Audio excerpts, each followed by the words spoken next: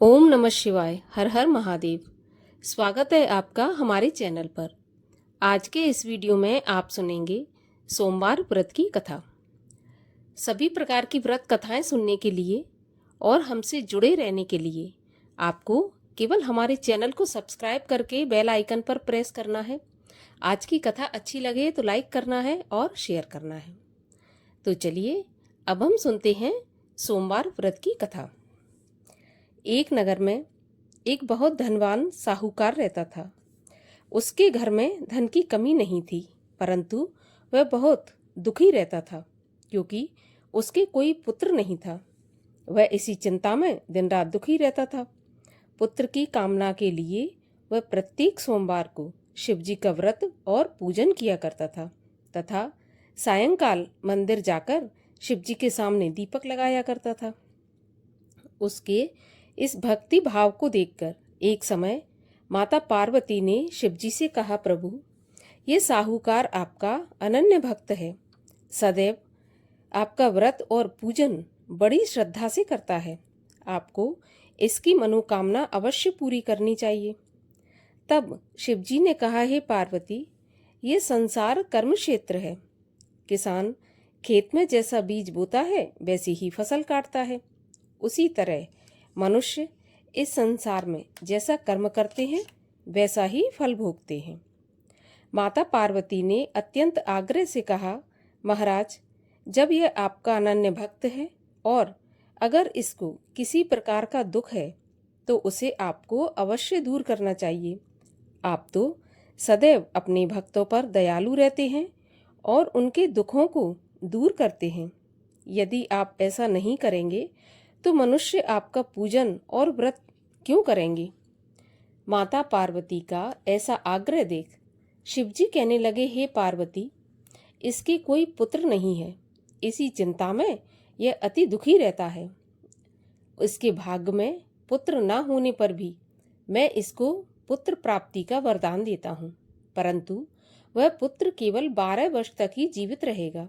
इसके पश्चात वह मृत्यु को प्राप्त हो जाएगा। इससे अधिक मैं इसके लिए कुछ नहीं कर सकता। माता पार्वती और भगवान शिव का यह वार्तालाप वह साहूकार सुन रहा था।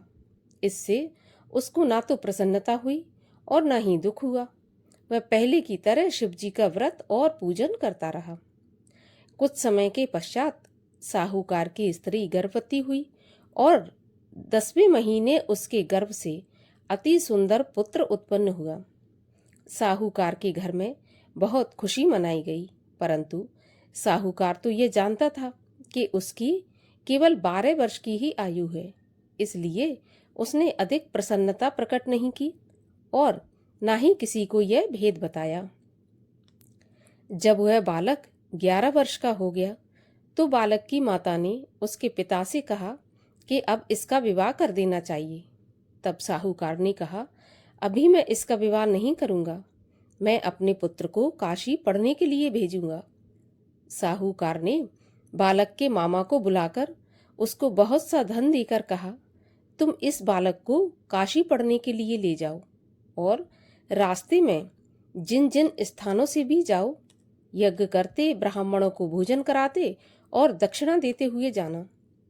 दोनों मामा भांजे यज्ञ करते, ब्राह्मणों को भोजन कराते तथा दक्षिणा देते काशी की ओर चल पड़े। रास्ते में एक शहर पड़ा। उस शहर में राजा की कन्या का विवाह था, परंतु जो राजकुमार विवाह करने के लिए आया था वह एक आंख से काना था।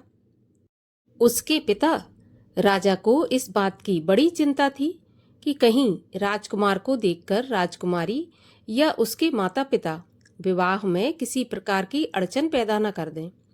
जब उसने सेठ के अति सुंदर लड़के को देखा तो मन में विचार किया कि क्यों ना द्वाराचार के समय इस लड़के से दूल्हे का काम चलाया जाए। ऐसा मन में विचार कर उस राजकुमार के पिता ने उस लड़के और उसके मामा से बात की तो वे राजी हो गए। फिर उस साहूकार के लड़के को दूल्हे के कपड़े पहनाकर तथा घोड़ी पर बैठाकर कन्या के द्वार पर ले गए। सभी कार्य प्रसन्नता से पूर्ण हो गए। राजकुमार के पिता ने सोचा कि यदि विवाह भी इसी लड़के से करा लिया जाए तो इसमें बुराई क्या है। ऐसा विचार कर लड़के और उसके मामा से ऐसा कहा, यदि आप फेरों और कन्यादान के काम को भी पूरा करा दें तो आपकी बड़ी कृपा होगी। मैं इसके बदले आपको बहुत सारा धन दूंगा। दोनों ने इसे खुशी खुशी स्वीकार कर लिया। अब विवाह कार्य बहुत अच्छी तरह से संपन्न हो गया। सेठ का पुत्र जिस समय जाने लगा तो उसने राजकुमारी की चुंदरी के पल्ले पर लिख दिया कि तुम्हारा विवाह मेरे साथ हुआ है, परंतु जिस लड़के के साथ तुम विदा की जाओगी वह एक आंख से काना है और मैं काशी पढ़ने जा रहा हूँ। सेठ के लड़के के जाने के बाद राजकुमारी ने जब चुंदरी पर ऐसा लिखा हुआ पाया तो उसने उस काने राजकुमार के साथ जाने से मना कर दिया। उसने अपने माता पिता को सारी बात बता दी और कहा कि यह मेरा पति नहीं है, मेरा विवाह इसके साथ नहीं हुआ और जिसके साथ मेरा विवाह हुआ है वह तो काशी पढ़ने चला गया। राजकुमारी के माता पिता ने अपनी कन्या को विदा नहीं किया और बारात वापस चली गई। उधर सेठ का लड़का और उसका मामा काशी पहुंच गए। वहां जाकर उन्होंने यज्ञ करना और लड़के ने पढ़ना शुरू कर दिया। जब लड़के की आयु 12 वर्ष की हो गई, उस दिन उन्होंने यज्ञ रच रखा था। लड़के ने अपने मामा से कहा, मामा जी, आज मेरी तबीयत कुछ ठीक नहीं है। मामा ने कहा, अंदर जाकर सो जाओ। लड़का अंदर जाकर सो गया और थोड़ी देर में उसके प्राण निकल गए। जब उसके मामा ने आकर देखा कि उसका भांजा मरा पड़ा है तो उसको बड़ा दुख हुआ। उसने सोचा कि अगर मैं अभी रोना पीटना मचा दूंगा तो यज्ञ का कार्य अधूरा रह जाएगा। अतः उसने जल्दी से यज्ञ का कार्य समाप्त करवाकर ब्राह्मणों के जाने के बाद रोना पीटना शुरू कर दिया। संयोगवश उसी समय शिव पार्वती उधर से जा रहे थे। जब उन्होंने जोर जोर से रोने की आवाज सुनी तो पार्वती जी कहने लगी, महाराज, कोई दुखिया रो रहा है, आप इसके कष्ट को दूर कीजिए। शिव पार्वती वहां पहुंचे तो उन्होंने पाया कि वहां एक लड़का मरा पड़ा था। माता पार्वती कहने लगी, महाराज, यह तो वही सेठ का लड़का है जो आपके वरदान से उत्पन्न हुआ था। तब शिवजी ने कहा, पार्वती, इसकी आयु इतनी ही थी और यह भोग चुका।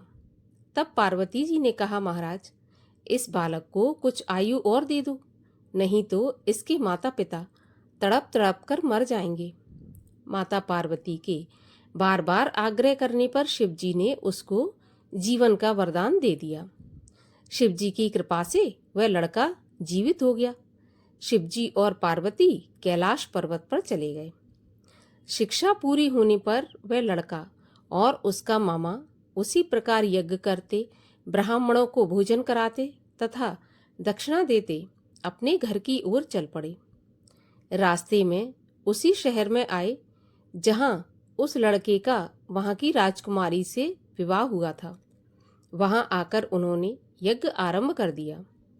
उस लड़के के ससुर वहां के राजा ने उसको पहचान लिया और महल में ले जाकर उसकी बहुत आवभगत की।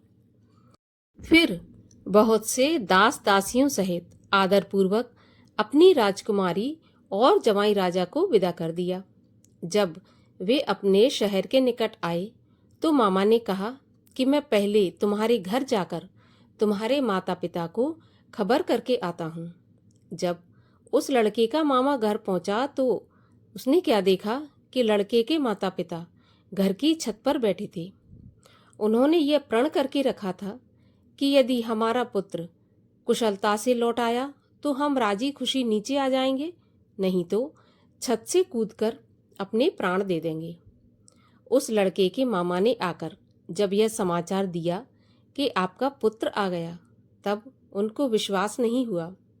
तब मामा ने शपथ पूर्वक कहा कि आपका पुत्र अपनी पत्नी तथा बहुत सारा धन साथ लेकर आ गया है। तो सेठ को अति प्रसन्नता हुई। सेठ सेठानी आनंद पूर्वक नीचे आए। बाहर आकर उन्होंने अपने पुत्र तथा अपनी पत्नी का भरपूर स्वागत किया। सभी प्रसन्नता से एक साथ रहने लगे। जो कोई सोमवार के व्रत को धारण करता है अथवा इस कथा को पढ़ता या सुनता है, उसके सभी दुख दूर होकर उसकी समस्त मनोकामनाएं पूरी होती हैं तथा इस लोक में नाना प्रकार के सुख भोगकर अंत में सदाशिव के लोक को प्राप्त होता है। भगवान शिव की आरती।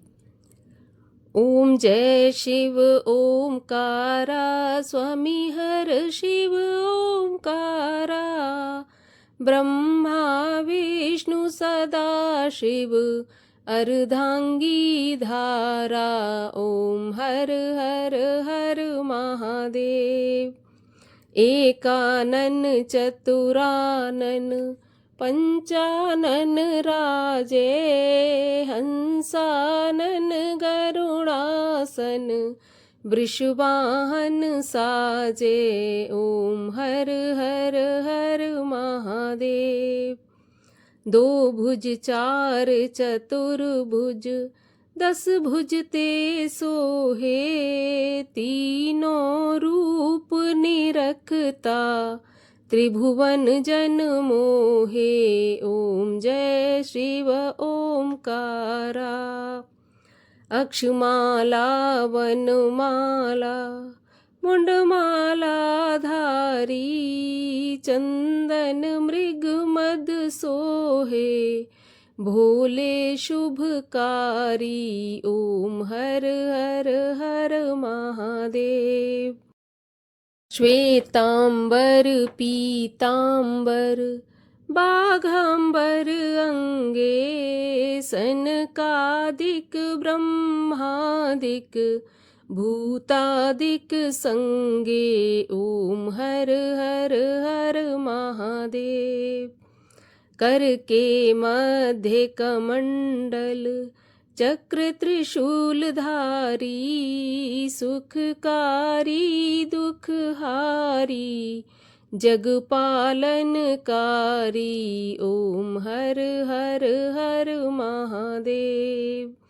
ब्रह्मा विष्णु सदा शिव जानत अविवेका, प्रणवाक्षर के मध्य ये तीनों एका। ओम हर हर हर महादेव। त्रिगुण स्वामी जी की आरती जो कोई नर गावे, कहत शिवानंद स्वामी मन वांछित फल पावे। ओम हर हर हर महादेव।